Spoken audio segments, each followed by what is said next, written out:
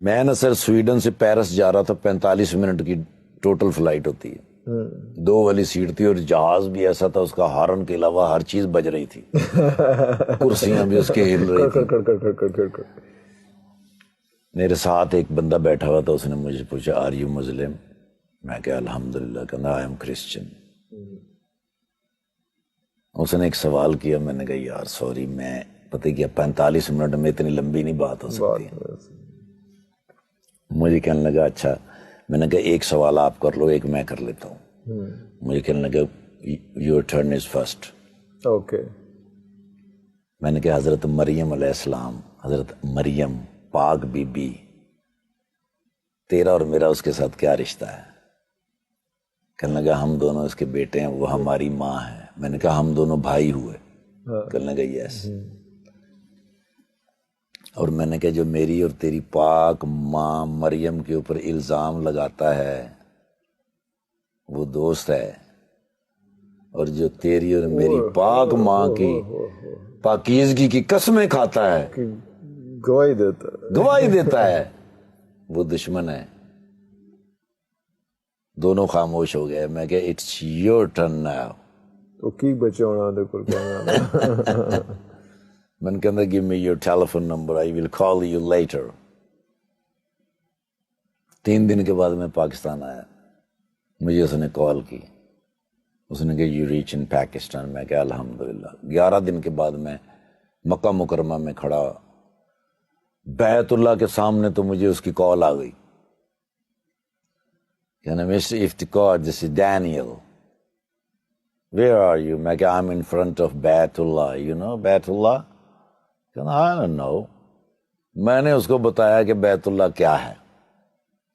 میں نے کہا یہ وہ جگہ ہے جہاں پر ہر وہ دعا قبول ہو جاتی ہے جس کو نیت اور شوق سے مانگا جائے۔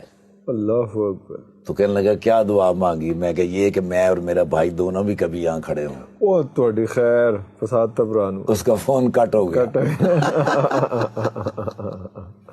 اللہ۔ اس کا میسج آیا کہ می مسٹر نذیر نمبر۔ میں نے ان کو ذکر کیا تھا، میں نے کہا سویڈن آیا تھا نذیر بھائی جان کے پاس، تو اس نے کہا give me your Nazir number. میں نے نذیر صاحب کا نمبر بھیجا اور ساتھ میں نے نذیر صاحب کو کال کی۔ میں نے کہا ڈینیل کی کال آئے گی، خیال رکھنا، میرا بھائی ہے۔ ایک دن مکہ مکرمہ میں رہا، اگلے دن پرائیویٹ ٹیکسی سے جناب میں جا رہا ہوں، تو مجھے ڈرائیور نے کہا کہ حدود حرم مدینہ منورہ کی حدود میں داخل ہونے لگے ہیں، حضور سے اجازت بھی لے لیجئے اور درود شریف پیش کر دیجیے۔ بڑا مشکل کام ہے، بڑا مشکل کام ہے۔ وہاں حضور سے اجازت لی، مانگی، درود شریف پڑھا۔ حدود کے اندر میں انٹر ہوا ہوں تو سر میرے موبائل کے اوپر بلنک ہوا mister Iftikhar Thakur, I was Daniel, I was Daniel۔ Now I am Muhammad Umar, Allah اکبر۔ and you are in Bait Allah, please pray for me۔ Pray for me۔ میں نے فوراً نذیر بھائی کو کال کی، میں نے نذیر بھائی، اس نے کہا ساری رات میرے پاس رہا ہے۔ میں نے کہا میرے مالک محمد رسول اللہ صلی اللہ علیہ وآلہ وسلم کے صدقے اتنے تحفے مجھے دیے زندگی میں، اس سے بڑا تحفہ کیا ہو سکتا ہے کہ ابھی تو میں حدود میں داخل ہوا تو تحفے آنے شروع ہوئے ہیں۔ مدینہ سے پرسکون جگہ کوئی نہیں ہے دنیا میں۔ 3-4 مہینے کے بعد جب میں وہاں گیا سویڈن، میں نے جا کے محمد عمر سے ملاقات کی، انہوں نے کہا گھر سے مجھے نکال دیا۔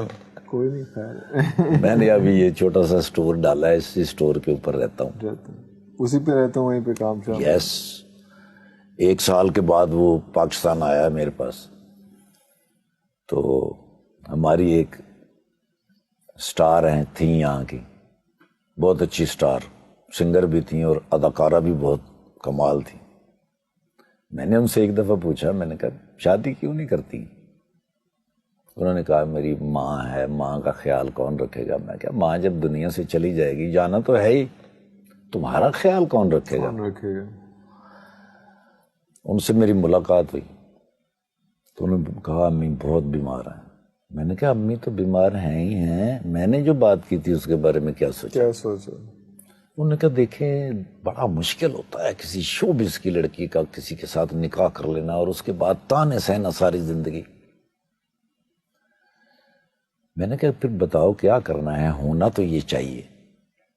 اس نے کہا ٹھاکر بھائی آپ مجھ سے جتنا پیار کرتے ہیں, جتنا میرا احترام کرتے ہیں, جتنی میری ماں کا احترام کرتے ہیں, میں نے یہ سب کچھ آپ کے ذمہ کر دیا,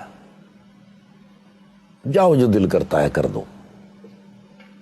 میں نے محمد عمر تو ادھر ہی تھا. اچھا وہ آلریڈی تھا ادھر, کسی کے چلو حضرت وہ بھی مان گیا. ہاں اتنے تو انہوں نے کہا بھائی آپ میرے بھائی تو ہیں ہی ہیں, مجھے لگتا ہے آپ میری امی بھی ہیں میرے ابو بھی ہیں. مرشد ہیں. اللہ پاک کی رحمت اور برکت سے آج وہ دونوں سویڈن میں ہیں. اللہ بڑی خوبصورت زندگی گزار رہے ہیں, سکون کا لائف, بہترین بچوں کے ساتھ. ان کا اتنا اچھا لائف سٹائل ہے, جب بھی جاتا ہوں وہ اتنا پیار کرتے ہیں, اتنا احترام کرتے ہیں. یہ ہے مدینہ. مدینہ آپ کے لیے تحفے بھرے ہوئے رکھتا ہے ہر وقت کہ آپ صرف انٹر ہو جائیں, دعائیں قبول, جو آپ سوچ بھی نہیں سکتے وہ بھی قبول ہوتا جا رہا ہے.